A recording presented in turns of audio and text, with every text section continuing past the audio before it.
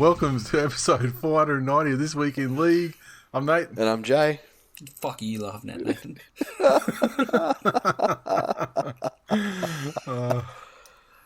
And we're off and running. Glennie is You know who the fuck I am. everybody, can we all just be mindful that Glennie's in a little bit of a mood tonight. He's not. So he's not going to really be. not. You guys have joined together like cunt Voltron, as you tend to do. And we're Jesus. off. If this is how you treat the people that are genuinely concerned for you. No, this is not how I treat those people. This is how I treat you guys. Two very different fucking Well, you remember we had in my that life. we had that advertising campaign, last year about being there for an offload, and I simply asked the question like, Glennie, are you okay? You look like you know. And he's just unleashed. And like if that's the offload, if that's how he throws offloads, like fucking cannonballs to my head, then the Falcons. If he's throwing offloads like Josh Schuster, Like I gotta say, then I'll try and be there for him. There's no telling, but I'm getting a little bit of a fucking Glennie Gutho vibe here. Like missing the tackle and then turning around and screaming at Nate. Fuck. Or the Storms player, Storms star player David Nofaluma. Maybe we need that. Maybe we need to get another podcast host in on loan. Is there one that could do a good acknowledgement? There's what about Hammers? He'd probably do a better fucking acknowledgement of country than Glennie would. Yep, you're right. He would. Yeah, well. Now the Gold Coast Titans. Fuck them. Yeah, exactly.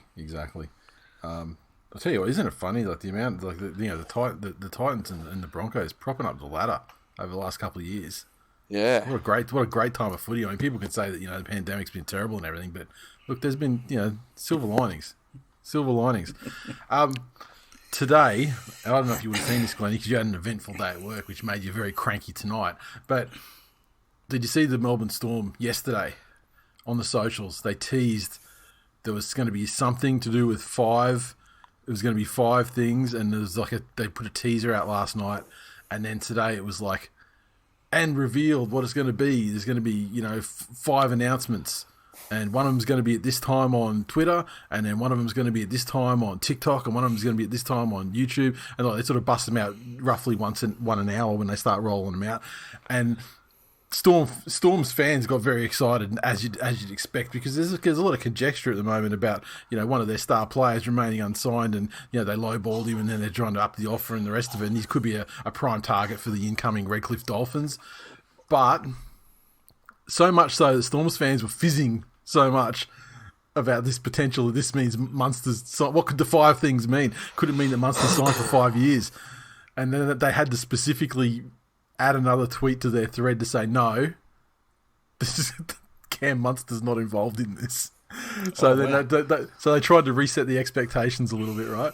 And then and so it comes around to today, and the big announcements come. The first one, re-signed George Jennings. Hasn't played this year, so after rupturing his ACL in round 1. Mm-hmm. So look, a good show of faith from the club to re-up him. Okay, that's the start. So you're thinking, okay, it's going to be a big announcement. So are they going to start at the lowest key one and then work their way up to this? That's the biggest one. Fuck, I'm tuning out for the rest. Well, but the thing, it's the first one. You don't know which way they're going to go with this. So you're waiting for number 2, and then an hour later, here it comes, number 2. Dean Eremia re-signed. Okay, we're going backwards. and then so you go, are we going backwards? Announcement at that point, number 5. We found the dog that took a shit on the field.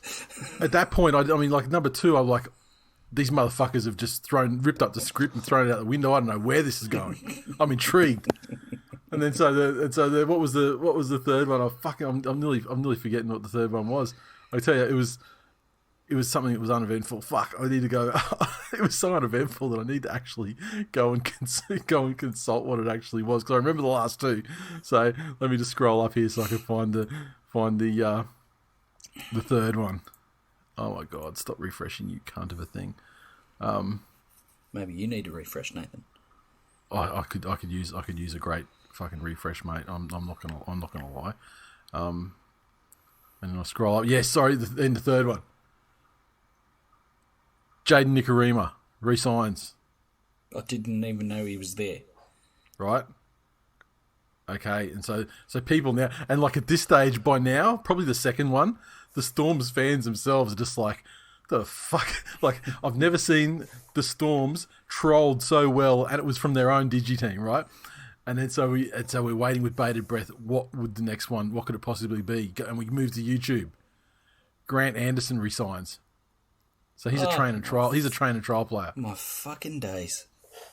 And so, look, they've got to show, they're going to save at least some fucking nuclear bomb for the last one to make this whole exercise worthwhile in marketing. Look, as a marketing exercise, it was a great idea because, you know, you're getting people to subscribe and visit all these different social platforms of yours that they may not known who existed. So, okay, I get it. It's good.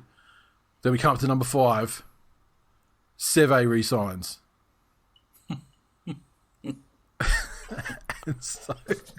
And so it's turned into this match. It's like the Storm fans are just like, what the actual fuck? Why'd you make a thing of this? Look, I'm going to go fucking Dairy Queen on this. Well, I was Dairy Queen from the marketing angle of like getting people on their social platforms. Well, let's exactly. But let's step back for a second. If the West Tigers did this, you would not be being Dairy Queen. 100%. It's a very West Tigers. It was actually a very West Tigers-ish endeavour in its execution, to be perfectly honest. Yeah, but again, the West Tigers would have fucked it up and put like, you know, the wrong player or announced their five players were leaving. Like their 5 things would have been, you know, a player's re-signing. They missed out on a coach. And these are Justin Pascoe's 3 favourite milkshake flavours. Like, that would have been the West Tigers 5 things. Could you imagine? Justin Pascoe's all-time favourite 3 show bags at the Easter show. Inside the centre of excellence. Yeah. Birdie Beetle, standing Milko Stitch around and the Pops. boardroom table going, guys, we need to come up with 5 good things happening at the club at the moment. Everyone give your quads a good stretch and try and come up with an idea. It's like when you're... I saw they punched out in the socials today. Dewey was the first guy getting a fade at the barber stall in the centre of excellence. Yeah. I'm pretty sure it was Aaron Marr that suggested naming it Defence Fades, the barbershop inside the centre of excellence. Fuck yeah. Well, fade is just another word for decline. So no club's going to, or should, obviously you have your marquee signings, you know, but everyone else should be celebrated as equally. Because, A, it's an important moment for them, for their family and all that stuff there. They deserve that fanfare for being signed to a professional sporting team. And what I think we found today on social media were those vocal minorities that you tend to find on social media. You know, exactly the same. Even from our listeners, the amount of people that actually interact on social media and get involved are such a fucking minority. Yep. That it's easy to forget sometimes that there is a silent majority out there that might sit back and just casually enjoy that. It's also interesting, and it's almost a rod of their own making for their back, but everyone just expects people to come into the Storm and be brilliant because that's what they're used to.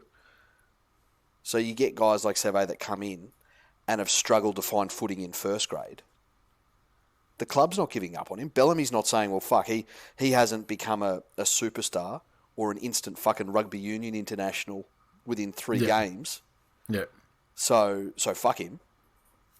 This is how you do it. You bring kids up and you blood them, and you know you might end up with somebody that can fill a role and be good in your system, or you might end up overpaying Charlie Staines.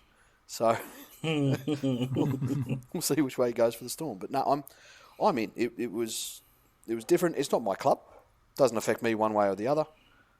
Storm fans that are having a whinge, fucking take a good long hard look at yourself. Seriously. Well, I always think, and I don't know. Where were they in April 2010?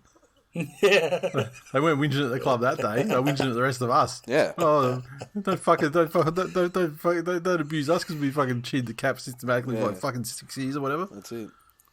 I don't know if it's NRL or what it is, but, you know, just the fact that whenever a club tries something that is a little bit different, especially in a marketing capacity, the amount of absolute... And I'll use one example from the Tigers, which is comical, but I can see what they're trying to do, and they're trying to appease or give a sponsor value for money, where they announce, to the fan base or the members, who is your player of the match for the Tigers. That is tough in a 72-6 drubbing, though, isn't it? But they've got an obligation. It's been part of the pitch to the sponsor to get them to shield the money, right? Yep. So whether you fucking have a wonderful victory and all the boys, it's hard to pick the best player because everyone's just killed it, or you've been absolutely fucking demoralised 72-6, you've still got to trot it out. Because let's face it, if your team does lose, I mean, you can, generally speaking, you can look at them objectively and go, well, it wasn't his fault. He fucking put in the whole time. He didn't miss any tackles. Yeah. But it's hard. 72-6 is hard. But this is where they have to be fucking smarter. And this is what I was talking before, where you said that I'd probably rag on the West Tigers. Yeah, and it's because... Well, if they did it like this, fucking oath I would. Because they always do this bullshit where the idea is okay, it's passable, but they fuck up on the execution by not understanding who they are. So if you're going to do this, what you have to do... Win more games than you lose. Yeah, that helps. But you go in, and from day fucking one, you say, who's your player of the round? And you give them 4 options and why. Win or lose, whatever. Because beginning of the season, you're not going to get blown out. Well, fucking hopefully. And it might be fucking Luke Brooks for running at fucking twice the leg speed of any other man on the field. I find it hard to take you seriously. No, but realistically, you can say, with 2 line break assists or something like that. Or, a line break and a try assist. You pick someone, a bench forward, for making 18 of 18 tackles, 100% tackle efficiency. In his stint. That's the fucking shit. And it's that little attention to detail stuff that as a fucking club, they reek of. They absolutely reek of. Oh, I mean, look, you don't even have to be a club. I mean, I've learned in writing up questions for the TWiLies and stuff like that, you provide options to be selected. Yeah. You don't let people enter their own free text because it only leads to absolute fuckwittery. Yeah. It's just like an open invitation for people who aren't funny to crack their best jokes. Every year. Same ones. Same ones. Every year. So anyway, in conclusion to this whole social media thing, I think we can all agree that never thought it would be possible. Didn't think the day had come. The Melbourne 5 more disappointing than the Manly 7. Now, are there any other news stories? Any other news stories that people want to talk about? At the moment, we are dealing with a lot of speculation and conjecture about the future homes of Latrell and Munster and whether they may be at Redcliffe with sizable salary and probably a sizable TPA with sponge cakes. No.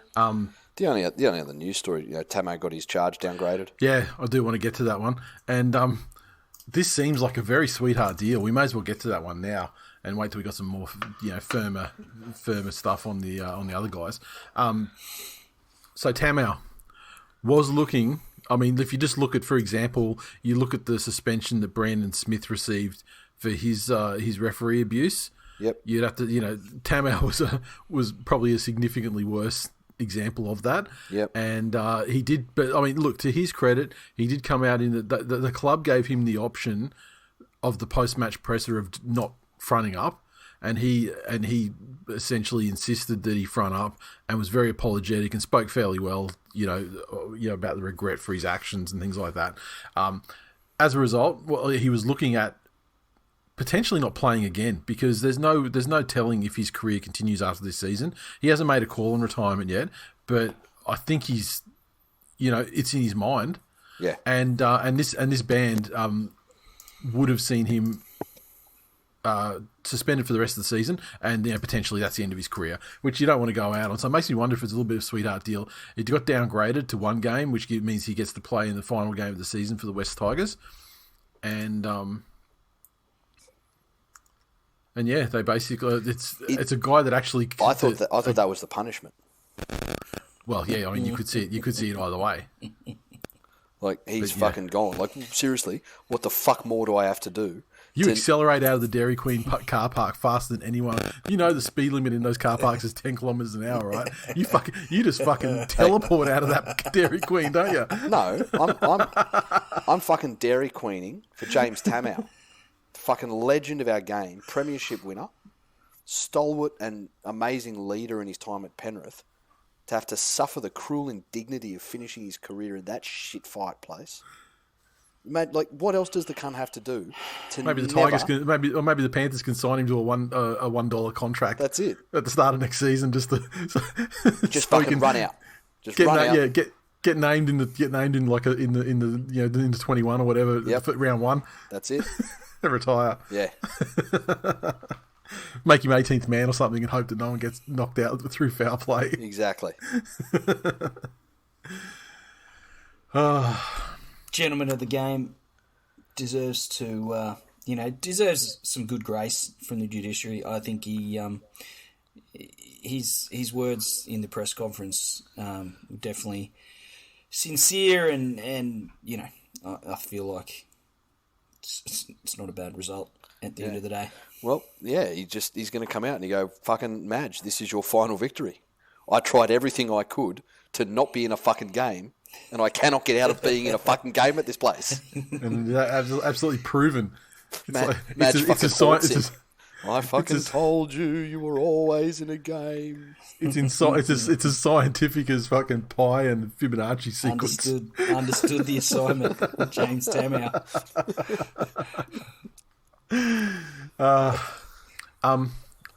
So yeah, just a really quick one. I don't want to get too much in the weeds in this shit, but we did talk about Jai Arrow and his fucking relentlessly poor fucking dog ownership that he has, and his American staffy named Thor was euthanized after the latest incident of killing another dog.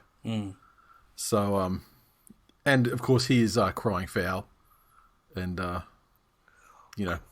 be better, you fuckwit. Oh yeah, it's gutless.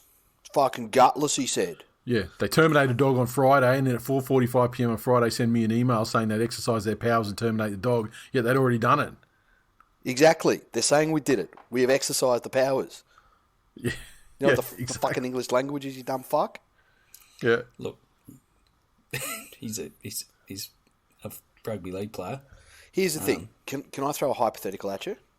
Sure. Glennie, let's say you had a child and they had, an illness or whatever that required them to take medication, right?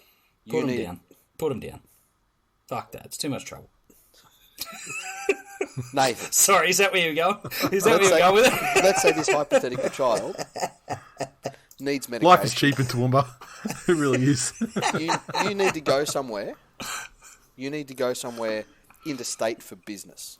It's like a conference. Conference of origin. Right. And you have a family member looking after this child.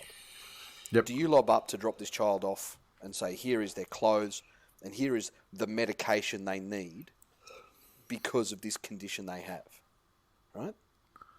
Well, yeah, and detailed, you'd have it in one of those little segmented pill things that go, this time and that time, this day, that day, yep. Yeah. Now, same thing. Fucking Jai Arrow.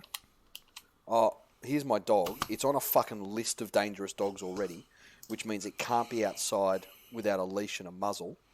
Mm-hmm. As I drop it off to this fucking friend, here is a leash, here is a muzzle, here is the fucking printout that says it's a dangerous dog. Please don't take it outside without its leash and its muzzle. Yep. It's not fucking hard. It's not hard to find a friend that's got a fence, like a adequately fenced yard in which the dog can freely roam and shit, because if it's only going to be like a little while... I put it to you that it's Jai Arrow, and maybe for him, It is difficult to find a friend at all, let alone one with a high fence. But, all the fucking attention's being given to Jai Arrow being able to say, oh, it's fucking gutless, oh, it's fucking gutless. How about the owners of the poor fucking dogs that this thing killed? Yeah, well, I mean, it fucked up one dog and killed another, so... Bet they don't think it's gutless. Fucking good riddance. Yep. And I also give you the fucking James Tamau West Tiger story.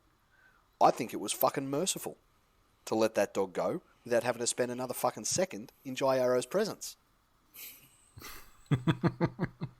There's your fucking Dairy Queen. All right, are there any other news articles you guys want to talk about, or shall we get straight into the games? Straight into the games. Round 24. We could just do 45 minutes of ladder predictor. Give the people what they want. I don't know if the people want that. I see conflict out there in the pro and anti ladder predictor areas. It's the vocal minority on social media. Yeah, I saw one of the vocal minorities suggest that I timestamp when the ladder predictor starts so they can skip it. Oh yeah, again I said fucking great. Bigot club supporting fucking joy vampire. I don't actually know who it was. I can't remember who it was. Haven't been paying a lot of attention to Facebook lately. It's a fucking ban. Fucking Zuck, you cunt. Right, so we are up to round 24, and Thursday night's game will be the Brisbane Broncos taking on the Parramatta Eels at Suncorp Stadium. The Broncos side, controversial selections. We saw today reports from journalists at training saying that Selwyn Cobbo was in the reserve group. And how could that be? He's not injured, and he has been omitted today. So Brenko Lee returns in centres. Jordan Pereira, number 19, comes in on the wing. So Ryan James, Selwyn Cobbo, Reece Kennedy have been omitted, and Hetherington goes into the lock for James, which, I mean, he never should have been there in the first place. Correct. And Palacio and Hosking are joining the bench. The Eel side, McIntyre and Arthur replace Cartwright and Ogden on the interchange. And otherwise, as per program, Kevy came out and said that Selwyn Cobbo was essentially fatigued, and he was being dropped for the week because he was fatigued. Now, I said this... Yeah, that's exactly what I said. He's a winger. Give him the fucking week off training and let him play the game. He'll come back refreshed, and nothing of value will be lost because he's a winger whose best moments all are kind of off the cuff, just brilliance. So I don't think he needs to. I don't think he can train that. I think Jake Turpin, Payne Haas, Kurt Capewell,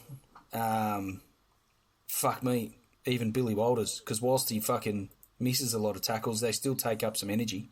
Why aren't those cunts rested or omitted for fatigue? I smell a fucking rat. Yeah. So this one, it's more like they're all comes out of Selwyn Cobbo fighting one of his teammates and fucking scuffing the shoes. Yeah. The interesting thing is, and again, it's something we spoke about today.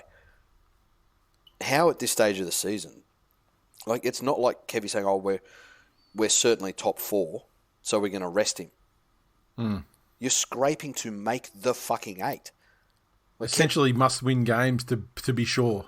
Kevy obviously does not ladder predict because he does not understand the gravity of the situation he finds himself in. He doesn't quite have the luxury. He's the type of guy that says, "Fucking tell me where it is in the show, and I'll skip it." Exactly.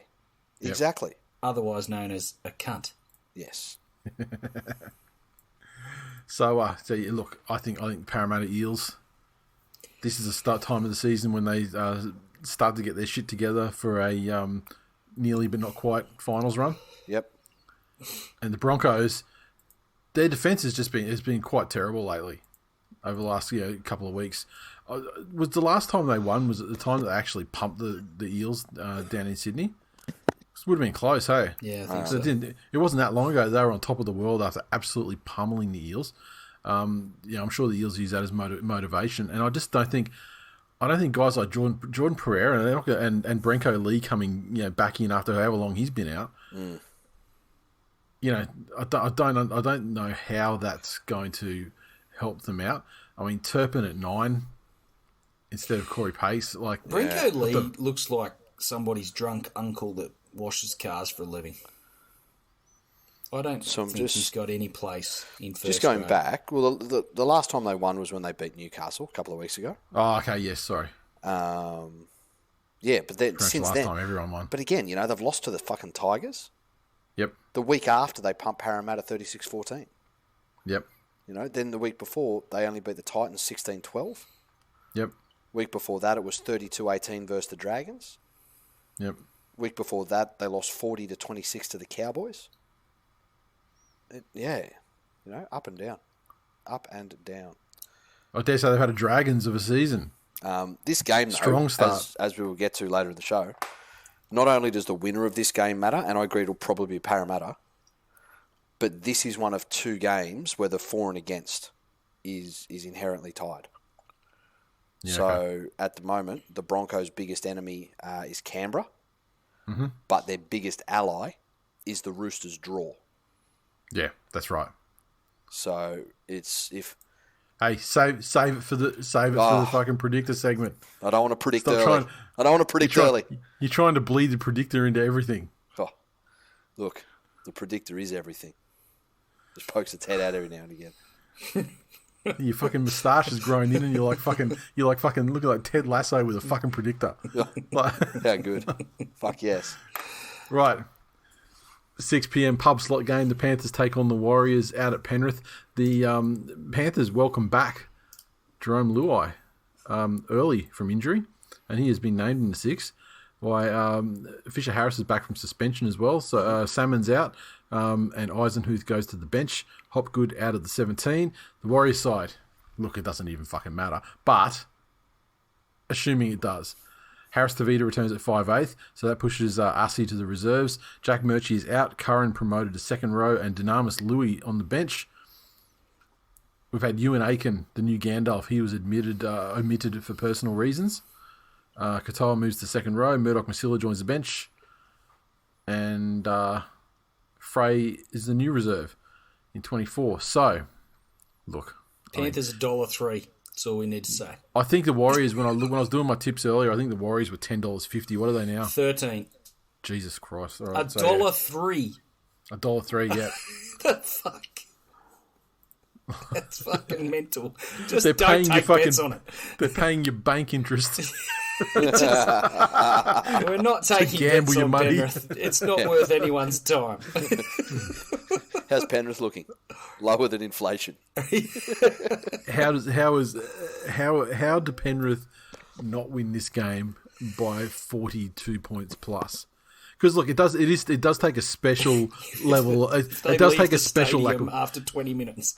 Yeah, it does take a special lack of commitment to give up like 70. Yeah, like it does. I mean, it takes like the team administering the beating have to be playing to do that. Like they have to be full on for the 80 minutes. Yep.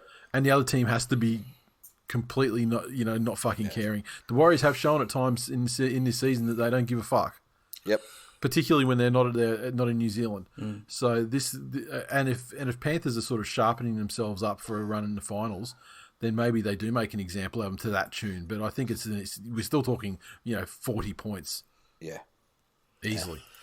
All I care about in this game is everybody getting through unscathed. Yep. That is literally all I fucking care about. I don't even care if they lose. I don't care if they walk. It doesn't matter if they lose. Tackle. Yeah. Yep. Get out there and just fucking sit down and meditate for 80 minutes. Yep. As long as no one runs over and accidentally tags him in the nuts.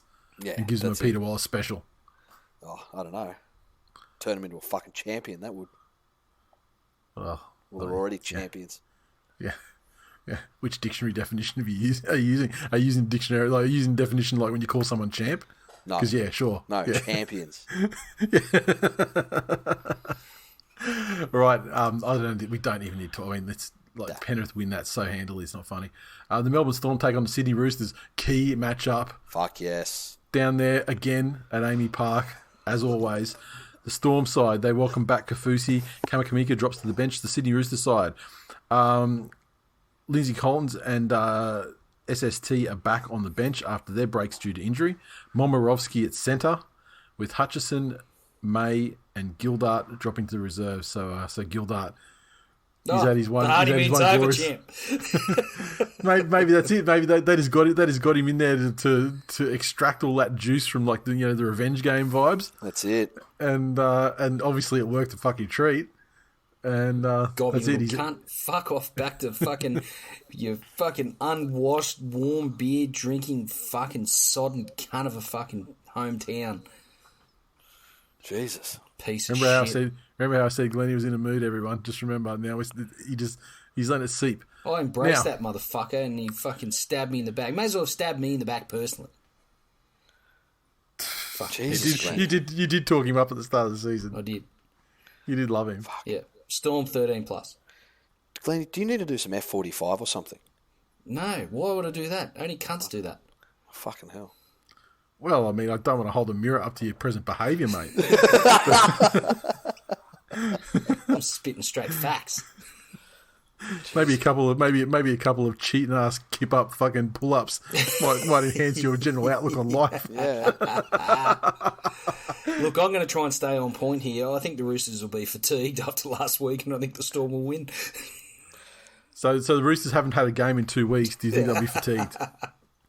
On that note, though, looking back over the Roosters last little while, I know that the narrative has been that they're building, and they have been, but they've flogged the Tigers. They beat the Cowboys, who were not in form at all. They beat the Broncos, which are a shell of who they were halfway through the season. Yeah, I mean these teams were they still top 8 teams, and they were in form until they No, but I'm saying the thing about the Roosters is, but you go back and they've been pumping fucking minnows like the Broncos and Manly and Newcastle. They beat the Dragons, put 50 burgers on them. Absolutely fucking great game. But then the 3 before that, they had Penrith, Parramatta and Melbourne. And they were 0 from 3. Yeah, well, I mean, that's also the definition of building. I mean, you've gone back in a fucking time machine. I mean, before they're winning, obviously if they're building, they're they're starting to... The thing about the Roosters is... I'm talking about the quality of opposition. Yeah, well, you can only play who's in front of you. But the thing is, the thing with the Roosters is, statistically speaking, they've become one of the best yardage sides and one of the better defensive sides, which are probably the two most key criteria for teams making an assault on the premiership. Yeah, but that's true. But against what opposition is what I'm saying. They've done it against fucking bottom feeders and bigots. Well, they didn't do it against bigots. They did. See, the entire fucking Manly Seagull club with its patron saint Tony Abbott. Yeah, the only team that fucking that has put itself out there for our LGBT brothers and sisters in the world, and were found lacking. Well, they're the only team to fucking... No other team has embraced the full rainbow spectrum like the Sea Eagles have. And that's actually probably the worst example of the Roosters winning you could give, because they barely scraped past the fucking Ron Massey side. That's what I'm saying. The wins they have had on the scoreboard look impressive, but when you consider who it's against...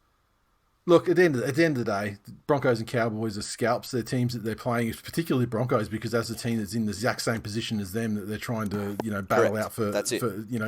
There's musical chairs going on down there. So that's it. 100%. So look, the Storm, but the Storm are the same. The Storm get you can talk about the Roosters fucking scraping past Manly's Ron Massey side. I mean, when Manly did have the fucking players in the side, they smashed the Storm. The Storm got smashed 4 games in a row. So. Yeah, it's not like they're some fucking paragon of maximum fucking form either. I mean, they've put on some performances of late too, but I mean that the Penrith game, great defensive, because I mean, despite Penrith's outs, well, I mean, they you got watch done, the game. Done by Souths, the Raiders, the Sharks, and Manly. Yep. So the thing about the Storm is, though, I mean, although they're playing an understrength Penrith side, I mean that Penrith side had enough opportunities to win 2 games, particularly in the second half, where they were putting it on them the entire time. Yeah, that's it. And they and they still managed to hold them to 0. Spot on. Which is the important thing. So they're also building in the same sort of criteria to put them in good stead for the premiership. And they're also playing for a home final. Yes. So look, I mean, it's the very definition of a meaningful game for both sides. Yeah. not must win for the Roosters, but I mean, it's pretty fucking important. Like, I mean, a win would go a long way for them. I would suggest it's must win. Yeah, I'd agree. All right. It's must win, but I don't think they will. I'd suggest it's must win because of the draw. And again, we'll get to this. But that's only if you're going to mark them next week as a loss, though. Right? No. So, anyway, let's get down to business then. Who and why? Melbourne, because they're better. For exactly what you were talking about before, Nate, that even though it was a second-rate Panthers team, they were up for that occasion. And I think Bellamy will have them up for this occasion coming into the finals. And again, from where they were, losing those 4 in a row, unprecedented in recent memory for that club, to now have the opportunity to claim a home final. Yep. Look, for me, it's a Melbourne Storm as well. And, and I put that down to, you got Jerome Hughes back. They finally got some players back. I mean, Meany, is he like going to be Pappenhausen? Of course not. But he does a pretty fucking good job back there. Fucking oath he does. He has Harry Grant was absolute god mode last week, and if that's an indication of the way that he's tapering himself into the finals, then it's going to put him in very good stead. Yep. Brandon Smith starting at 13, giving him that nuggety hooker ability. So and having 2 absolute top tier hookers on the field at once. Yep. Just creating like uncertainty and being there to pounce on opportunities wherever they may present themselves. I think the Storm are better. I think the Storm's defense is better. Yep. But look, the Roosters, very good pieces, and they're and they're in good form. So this could be one of the games of the season, and certainly game of the round. Definitely. So Storm, and probably just through being at home. And I think just on the back of better defence. Yep. For me, the Canberra Raiders take on the mighty Manly Sea Eagles down in Canberra. The Raiders side unchanged from the side that scraped past Newcastle last week, and the Manly side, Ray Vega debuts on the wing. Davey returns in the second row. Bullimore out of the 17, and Sipley starts over to Power, which is great to see, but the fucker's still on the bench. Bullimore, he struggled to maintain a starting spot in the side, and I did hear a rumor. Well, it's not a rumor; it's just an unpublished fact that he's considering giving the game away and just pursuing a career in finance or whatever it is that he's qualified in from university. And so for me, that says everything. I mean, if you're sort of on the fence about whether you're playing, whether you want to play, that sort of thing, do a Harris Tavita or whatever, and just fucking step away, fella. Because when it's the fucking 60th minute, 65th minute of the game, and a big cunt's running at you, and you just and you got to make that tackle. Yeah, you're either there or you're not. Fucking hell. Which is a shame because I mean he's obviously he's a talented player, and he's very very early in his career as well. But look, that's how it's going to be. It's how it's going to be. Interested to see Ray Vega finally get his opportunity. He would have got it last week, but he was suspended from lower grade. Yep. From a lower grade game. The only time that Manly fans, or the most they would have seen him if they don't watch Blacktown games, and let's be honest, who would? He last played in a trial game against the Tigers where he got 3 tries at the start of the season. Yeah, and it looked fucking amazing. I thought he'd make his debut, before then, but taking an injury to Saab to sort of open up that side. So I'm interested to see how he goes. Look, on paper, it's extremely winnable game. I mean, I don't think the attitude's there for them to win. I wonder if they can get themselves motivated from the standpoint that the Canberra Raiders are cunts, and that knocking them out of finals contention would be, pleasing. That's really all they got to play for. And so, look, I would favour Canberra just based on the have more to play for stakes. Yep. But I'd be really keen to see what the Manly side looks like when they chop it down, because I would like to see someone like K.O. Weeks, who's there in 19, get a run at fullback and mix things up a little bit. But because why the fuck not? Try shit when there's no stakes. But yeah, we shall see. I think Canberra at home. Manly are busted, and I don't think they've got it in them to really. There's 2 games left. They're busted. I don't think will turn up mentally for the 80 minutes, and I think Canberra probably just have that edge where they should be desperate and they should be putting their best foot forward and trying to put a solid 80 minutes together. And for that reason, I don't think Canberra will blow them out, but I think they'll win. Well, the thing about Canberra is everything you said just then is exactly the same as what you could have said last week as well. And except last week, in addition, was a game where for and against, they've got a negative differential. They're pretty close to the Broncos. I mean, they've got to turn maybe 40 points around over 2 weeks. But you'd look at a game, you'd eyeball a game at the Knights and say, that's a game where we can really fucking put a dent, maybe get our shit positive, because that's the thing that's going to kill them. I mean, the competition points are one side, but then also if they end up in a long jam with the other sides, the differential's also a problem for them. Also, and they couldn't do it. I mean, the Knights had to absolutely implode to lose that game. And they did. But, you know. I also don't think that Canberra are structured in a way with their roster to be the type of team that can put 40, 50 on a team. I think they're, get the forwards bashing the guys through the middle, and, they play a bit more of a tough and gritty style, especially with the halves that they have, and which is why I don't think they'll blow Manly out. I'd love to see what the betting line is on the props for a Hudson Young grubber, then recover and try. Grubber from 2 meters out for a try. I don't know. I think I don't even think it's going to be that complicated. And I'd also put some money on like a try for Papali or maybe anyone up the middle, because that's where Manly's been soft. Yeah. The amount of fucking barge overs, like Canberra could potentially put 50 on just with barge over tries here. Yeah. But they should win. They will win. But again, if they've got the actual cohesion to put the points on, we shall see. Yep. The Sharks take on the Bulldogs on Saturday afternoon at Reclaim Australia Stadium. And the Sharks side, they welcome back Talakai at centre. Connor Tracy's out of the side. Wilton back on the bench. And at the expense of Trindle. The Doggies, Thompson starts lock. Jackson shifts to second row. And Pangai Jr. has been dribbity dropped. $925,000 per season. Reggie's. Yes. Not bad going.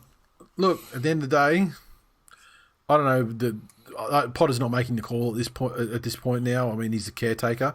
So I got to say, balls on Gus to fucking, make a decisive move to send a message to a player who's getting a lot of money and offering them not a fucking lot. I mean, he either does substandard performances on the field, or he's suspended,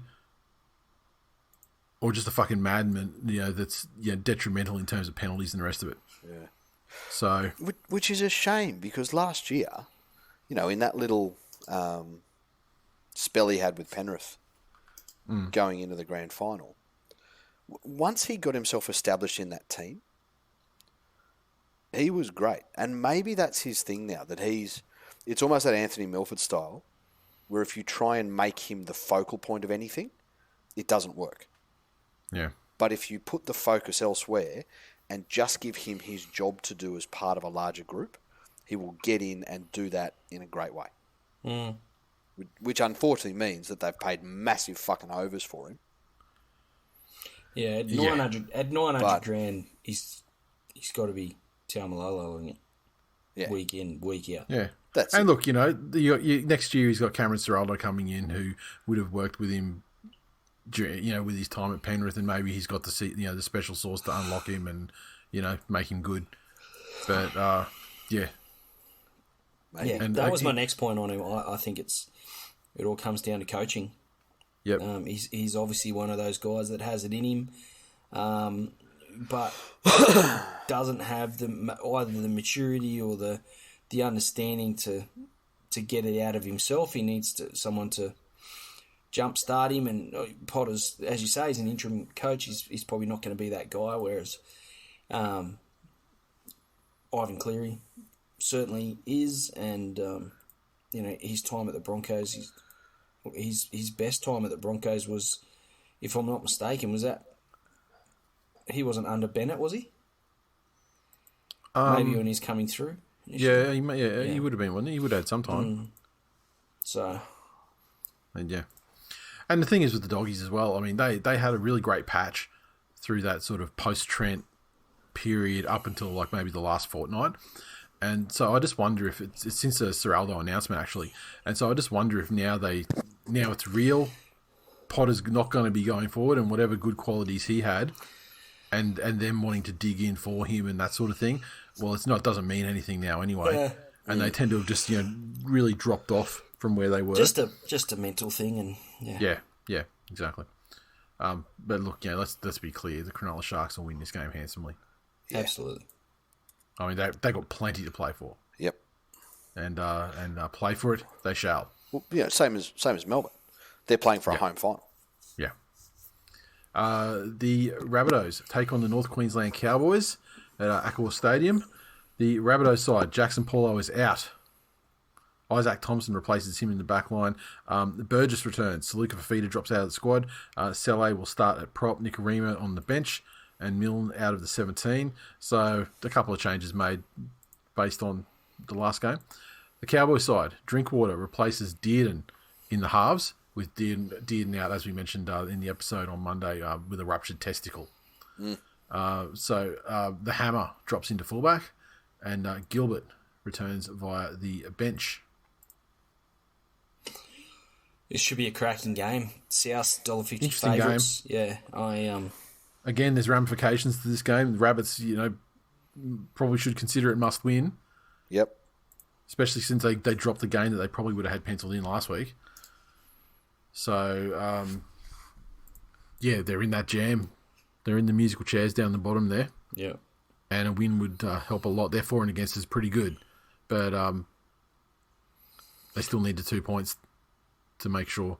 I think South are easily the best team in that bottom half of the 8.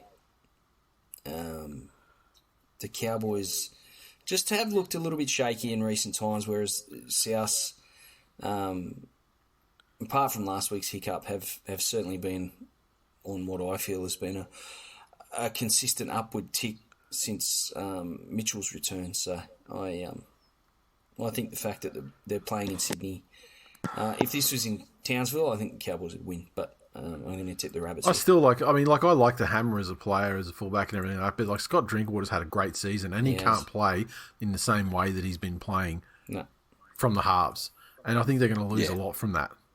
Yep. So, given the I wouldn't say defensive problems, but I mean, their defense has gotten poorer than it has been at their peak. Yep. I think the Rabbitohs, they seem to have, fixed a couple of, plastered over a couple of weaknesses. Yeah. That were identified last week, and I think they'll be out with a point to prove, and they've got plenty to play for. So I'm going to say the Rabbits. Yeah. Fair agree. The West Tigers take on the St. George Illawarra Dragons at Combank Stadium in Parramatta. The West Tigers side, okay. So there's some changes, as you'd expect after a 70-point drubbing. Luke Garner, Ken Mamalo, James Tamau suspended, Alex Seyfarth miss Sunday's game. So we've got Polgar on the wing. Fairbairn is in the second, in the back row start. Offhand Galway moves to prop. Brown shifts to lock. Simpkin starting hooker. Little and Kaltonga, another debutant, join the interchange. Tyrone Peachy not in the 17. New Brown at lock. Oh, genius. It's fucking back. Oh, it's beginning. And your halves, Adam Dewey and Jockey Madden.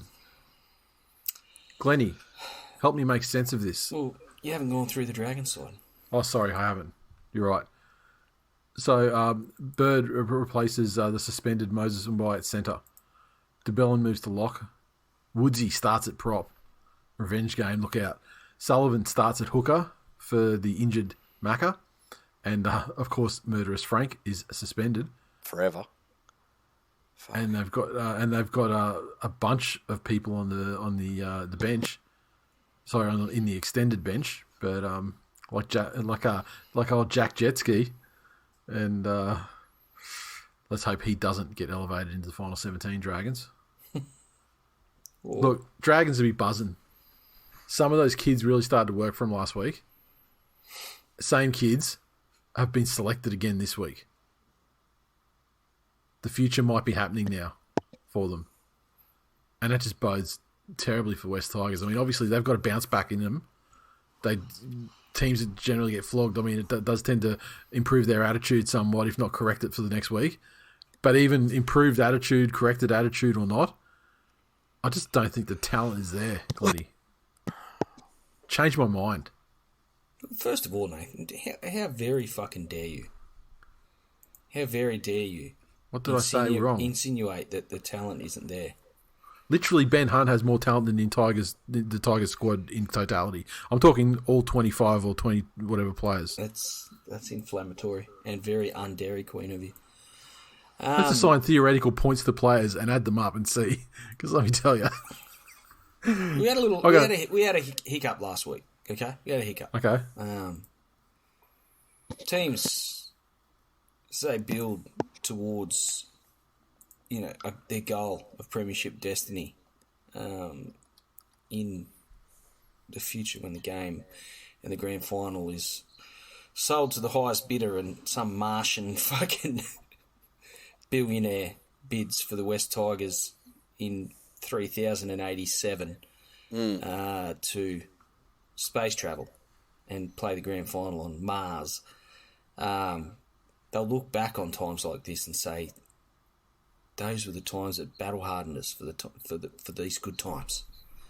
And it starts with beating, in order to be the top pack of cunts, you've got to beat other packs of cunts.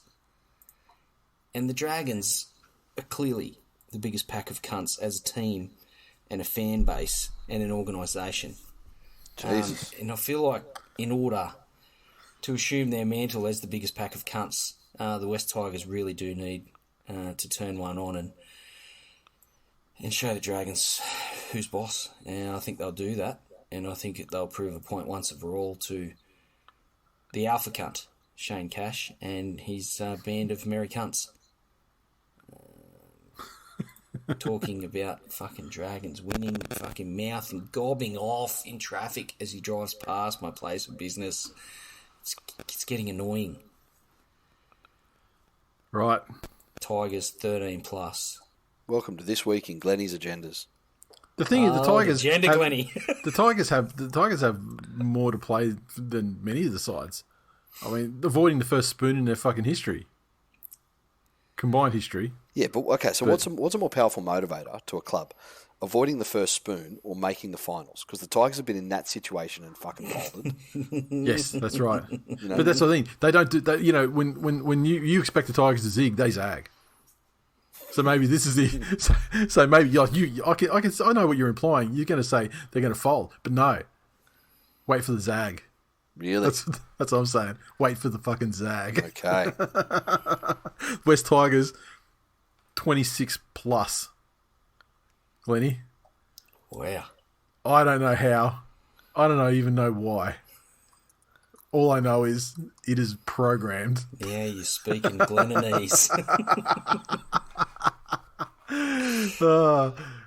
Will we be doing a game companion for that one, Glennie? It's a 2:00 game on Sunday. I don't know if you can make it or not, but I just wanted to flag it early because given that the win is programmed, I mean, it would be a glorious thing.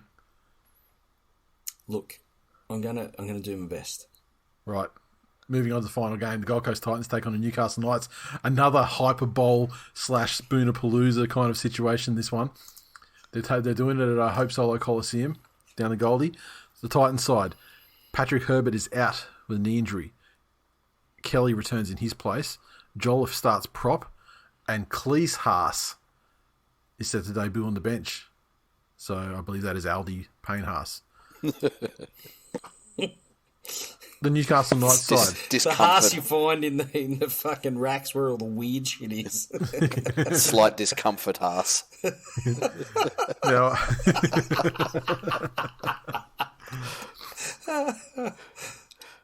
Daniel Saifidi returns from COVID. Tyson Frizzell is back from injury. So Croker and Jacob Saifidi drop to the bench. All right. This is one of the biggest games of the season. Is it really? In the sense that Titans win, Tigers get the spoon. Again, you're making a lot of assumptions, mate. I'm not assuming anything. I'm telling you what the fucking landscape is. The for and against situation for the Tigers is so fucking terrible that if the Titans win this game, you're getting a spoon, mate. If we beat the Dragons by 40 and then the Raiders by 30... 100. Yes, we're in the world of reality now, Glennie. Tigers don't score those sorts of points. Not in 2022. I have to be so negative. I'm just trying. I've seen you with your hopes up, and I've seen you get those hopes crushed. Time and time again. Just trying to protect you, mate. I'm just trying saying, to protect you. if the Titans win, it doesn't necessarily, given that the Tigers are assured victory this weekend, it doesn't necessarily mean the Tigers get the spoon. Oh, yeah, the Tigers need the 2-point bump though. They need the 2-point bump on the table. They can't win. They can't fight it out in a for and against situation. That's it. They need the 2-point bump. So this is the Titans win this game. It confirms the spoon for the Tigers. Yeah. Unfortunately, the Knights. Let's look on the positive side. The Knights, that first half they put on against a finals contending side in the Raiders. Yep. Was fantastic. Some of the line breaks, the clean line breaks they made through the middle. And converted them into tries. And if they were there against... They were backing each other up. there against the Raiders, what the fuck?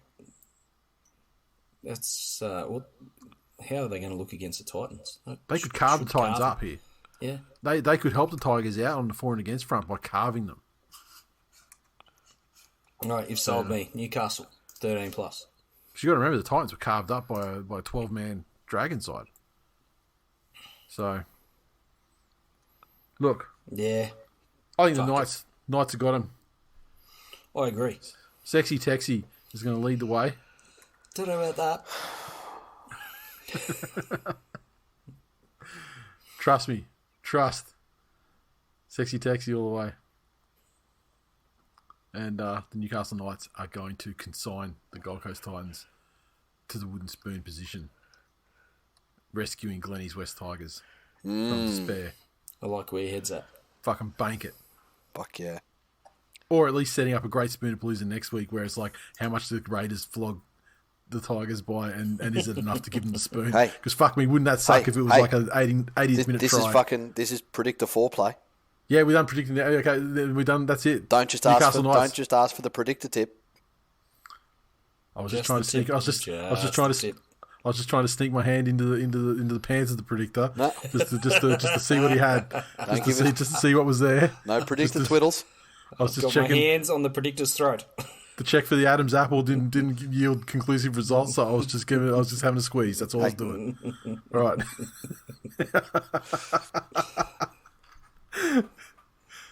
Let's go.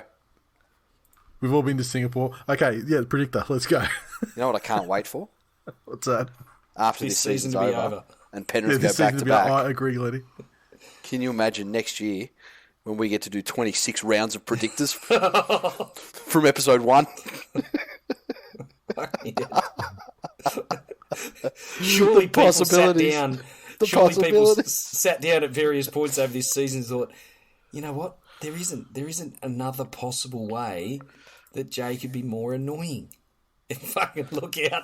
He's like, fucking hold my beer. Look, you know, those same people that are offended by Dairy Queen and education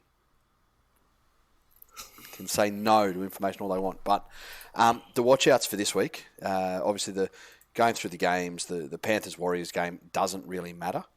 The Storm and Roosters game does, Broncos and Eels, Raiders and Manly.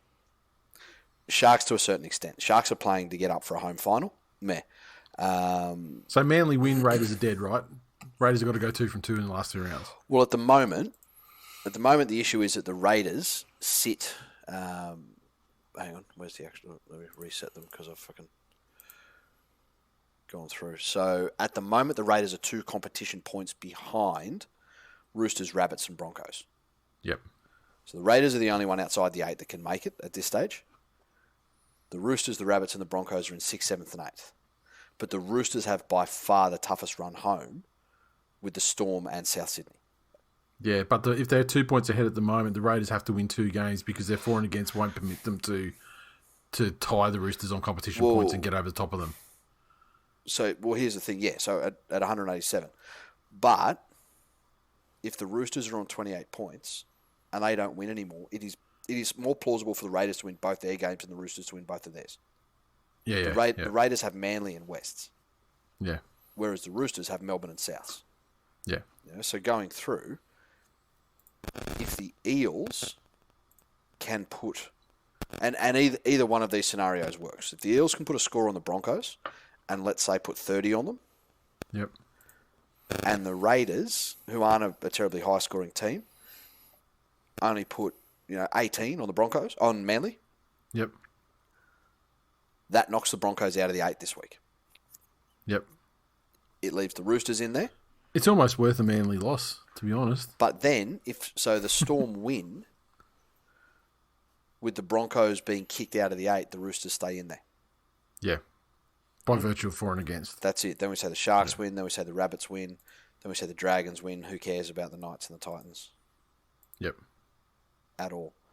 Who named the fucking and Titans? I just said that the Tigers will beat the Dragons, and you've just gone against the majority and said, no, we've all said the Dragons will win. No, we didn't. Which means that in 1939, while you were goose-stepping and burning Jews, I would have been fighting for freedom. So don't you fucking tell me to go with the crowd. He would have been fucking bald little Nazi. He would have been making lists. Fucking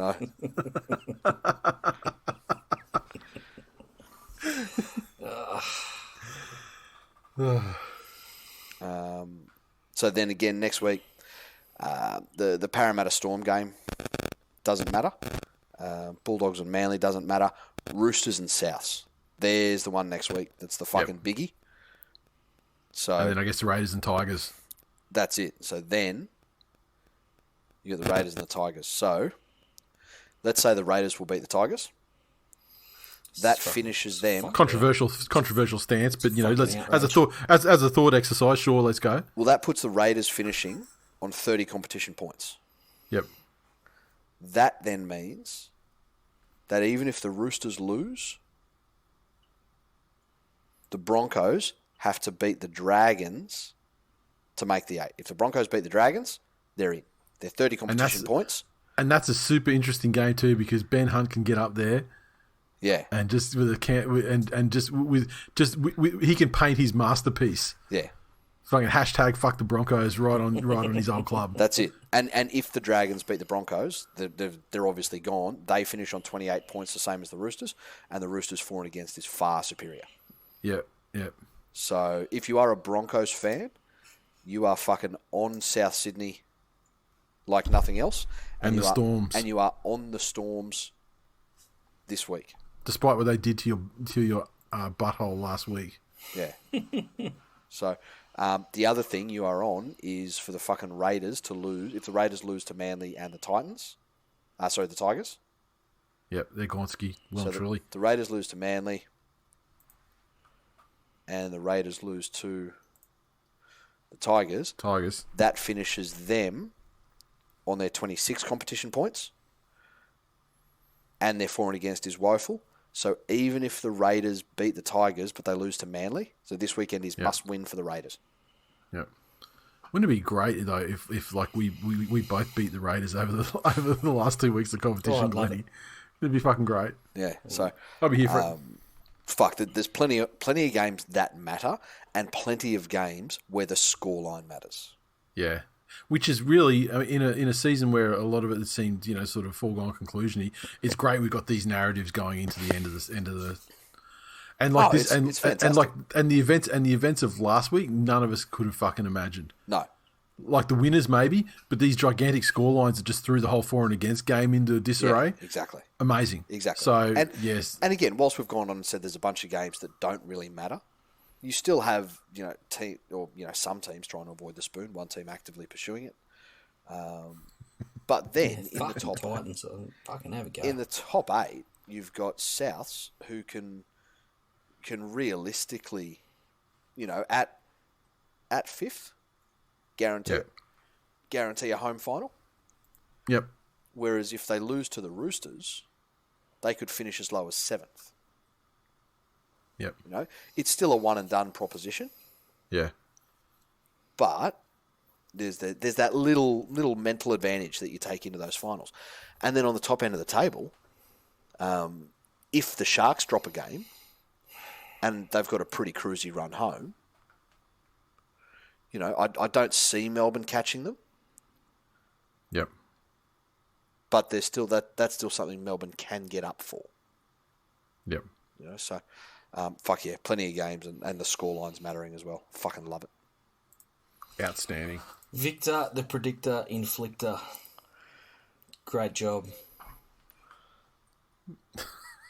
All right. Run out of rhyming words. Yeah, that's it. I'm fucking tired. That's all I got. You do. You look tired. The anger's gone. It was what was keeping you up for it, and now you're just ready for bed. So on that note, that is the conclusion of Full Time for episode 490. Thanks for listening, everyone. Welcome new listeners. Goodbye, new listeners. If you'd like to support the show, consider becoming a patron at patreon.com/TWiLNation. I actually have a list of wonderful new patrons that we have. That I'd like to thank Luke, Bradley, Daniel, Connor, Cheryl. Who else have we got there? There's a Nathan, always a top bloke. Brett, thanks so much. Joel. Literally every Nathan I know is a cunt. Oh, that's unfair. You need more Clearys in your life, brother. Including him. Nah, you're just mad at his dad. No, I'm actually not. Hey, if everyone that was mad at someone's dad hated their kids, how rough would that be in the Blakely household? Yes. No basketball fellas, representative trips to Malaysia, I'll tell you that much. Definitely not. So, fellas, any closing words before we kind of end this one for the week? No. Poor Glennie. He's a wreck. Sitting there in his hoodie, yawning away. Poor little fella. All right. Just a little tired. Come on, Glennie. Let's predict 2023. Let's go through it. Tigers undefeated. That's it. We'll talk to you guys next week. Later. Yeah.